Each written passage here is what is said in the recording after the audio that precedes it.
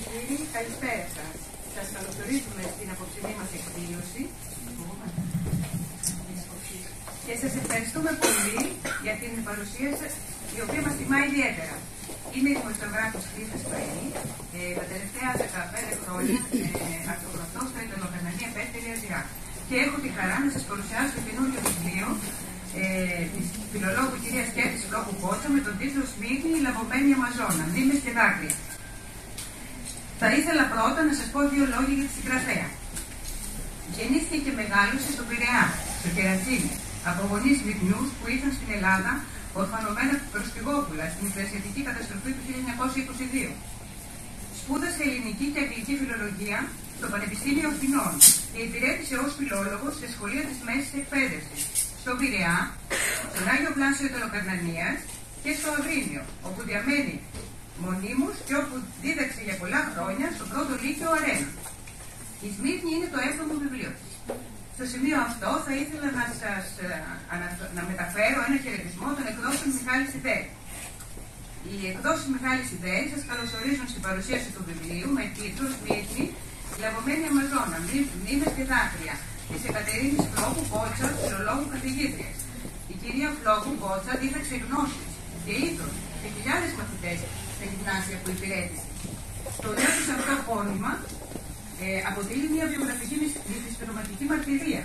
Ξεδιπλώντας το κουβάρι της ιστορίας, η συγγραφέα θέλησε να αποτίσει φόρο τιμής στους δικούς της γονείς, αλλά και σε όλους τους μικρασιάτες Έλληνες που έπεσαν θύματα της πυρηνικής των Τούρκων κατά την εκκλησιαστική καταστροφή του 1922. Το βιβλίο αυτό είναι το 4ο της έργο και κυκλοφορεί από τις εκδόσεις μας. Ένα ακόμη παράδειγμα της γλωσσικής της δεξιοτεχνίας, χάρη στην οποία συνεχίζει να δημιουργεί έργα σωστά δομημένα, με απέριτο και αμύωτο ενδιαφέρον. Το αναγνωστικό κοινό, παιδικό και ενήλικο, έχει υποδεχτεί τα ως τώρα έργα της κυρίας Φλόκου Κότσα με ενδιαφέρον και αγάπη, λαμβάνοντας μηνύματα πίστης και αισιοδοξίας.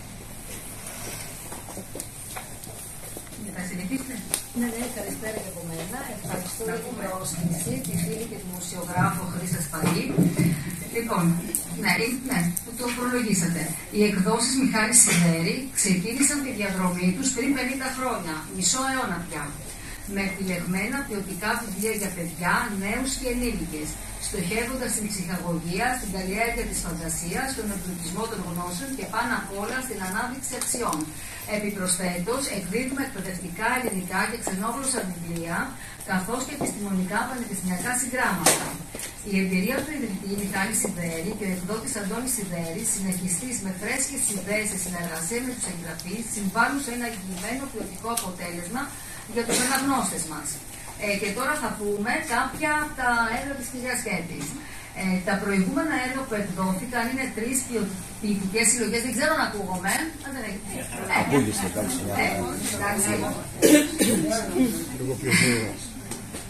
Λοιπόν, το πολύ πιο κοντά. Λοιπόν, τα προηγούμενα έργα που εκδόθηκαν είναι 3 ποιητικές συλλογές με πρώτη τη γαλάζια διαφάνεια, έκδοση 1980 από τον εκδοτικό οίκο Νέα Σκέψη. Ακολουθεί η συλλογή Αντιφεγγίσματα, έκδοση 1982, πάλι από τη Νέα Σκέψη.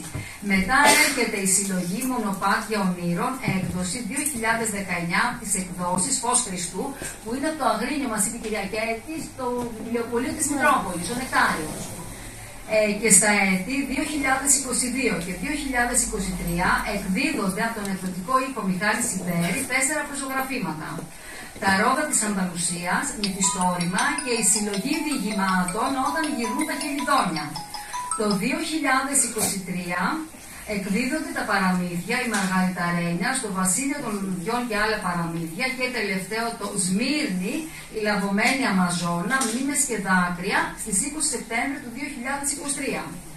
Έχω να προσθέσω ότι η κυρία Κέρτη είναι μέλος της Ένωσης Ελλήνων Λογοτεχνών και ότι 2 από αυτά τα έργα και συγκεκριμένα τα ρόδα της Ανδαλουσίας και τα παραμύθια έχουν βραβευτεί με πρώτο βραβείο ολοκληρωμένο έργο από την Ένωση Ελλήνων Λογοτεχνών σε πανελλήνιο και παγκύπριο διαγωνισμό στα έτη 2022 και 2023.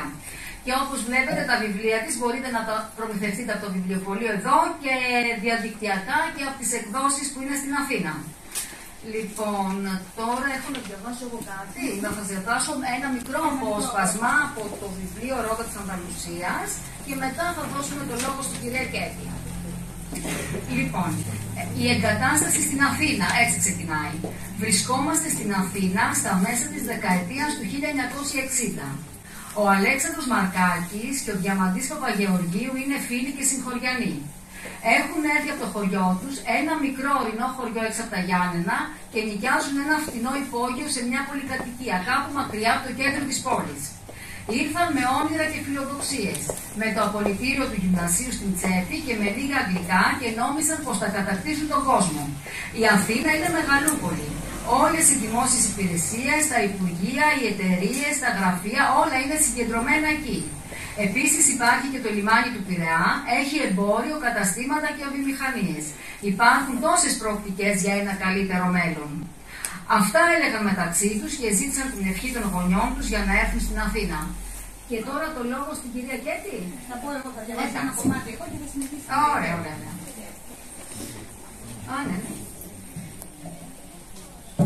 Θα διαβάσω κι εγώ ένα από τα παραμύθια, Μαργαριταρένια. Η Μαργαριταρένια στο Βασίλειο των Λουδιών, το οποίο έχει βραβευτεί από την Ένωση των Ελλήνων Λογοτεχνών.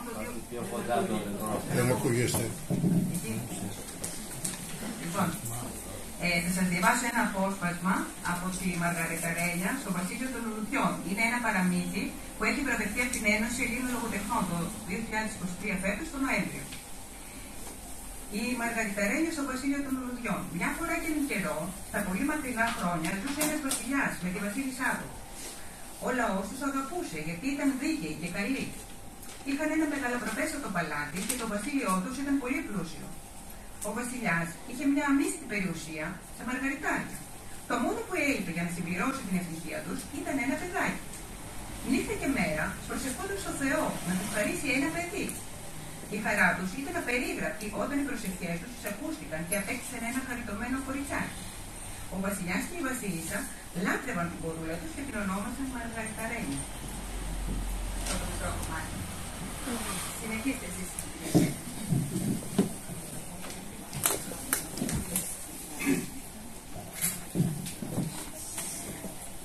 Ευχαριστώ και εγώ από την καρδιά μου το εκλεκτό ακροατήριο για την μεγάλη τιμή που μου κάνει.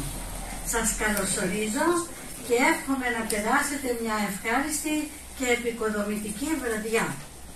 Πριν να μιλήσω για το βιβλίο Σμύρνη, η λαβωμένη Αμαζόνα, μνήμες και δάκρυα, θα ήθελα με 2 λόγια να σας παρουσιάσω τα προηγούμενα βιβλία μου. Πρώτον, τα Ρόδα της Ανδαλουσίας, το βραβευμένο βιβλίο, με υπόθεση που εκτελήσατε στην Αθήνα στα μέσα της δεκαετίας του 1960.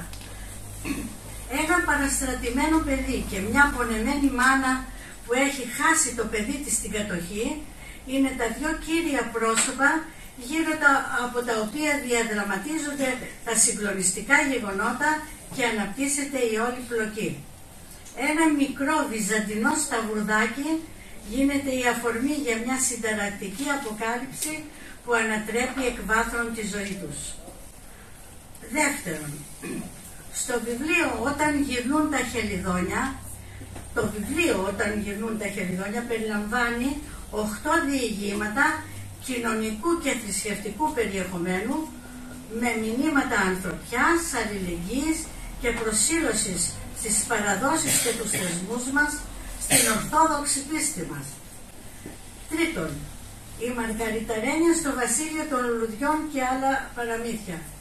Πρώτο βραβείο της Ένωσης, τα είπαμε αυτά.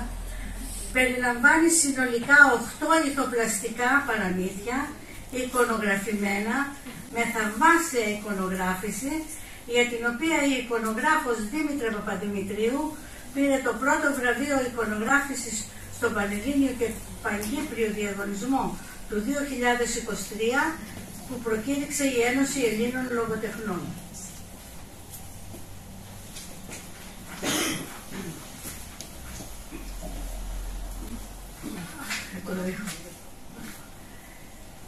Έχουν πλούσιο περιεχόμενο και μέσα από τις περιπέτειες των ηρώων τους, παράλληλα με την τέρξη και την ψυχαγωγία, Το παιδί καλλιεργεί τη φαντασία του, πλουτίζει τον εσωτερικό του κόσμο και αναπτύσσει τις δημιουργικές του ικανότητες, ενώ αντλεί υψηλά διδάγματα και ενστερνίζεται αιώνιες και πανανθρώπινες αλήθειες για τις αξίες της ζωής.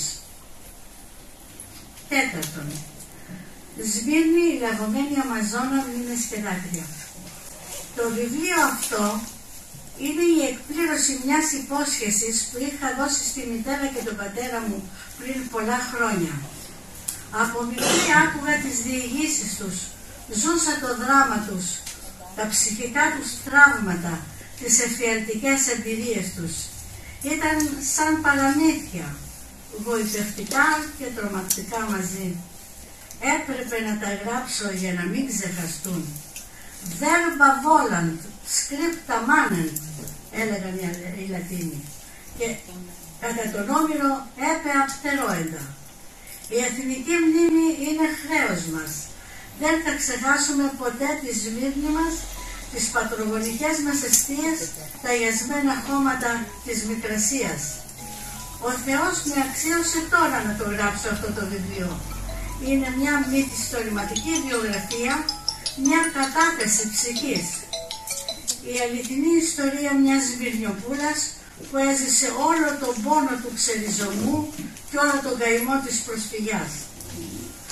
Το βιβλίο «Η Σμύρνη, η λαγωμένη Αμαζόνα», το οποίο διανθίζεται με ποίηματα, φωτογραφικό υλικό και άφθονα λαογραφικά και πολιτιστικά στοιχεία, χωρίζεται σε 3 μέρη. Στο πρώτο μέρος περιγράφεται η καθημερινή ζωή των κατοίκων της Σμύρνης. Στην όμορφη ευτυχισμένη Σμύρνη, την Γιαούρη Σμύρ, όπως την έλεγαν οι Τούρκοι.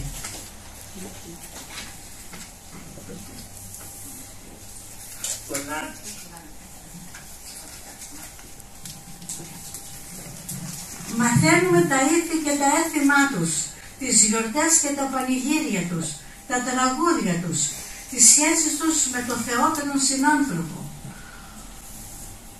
την τομπροσύνη και την αρχοντιά τους.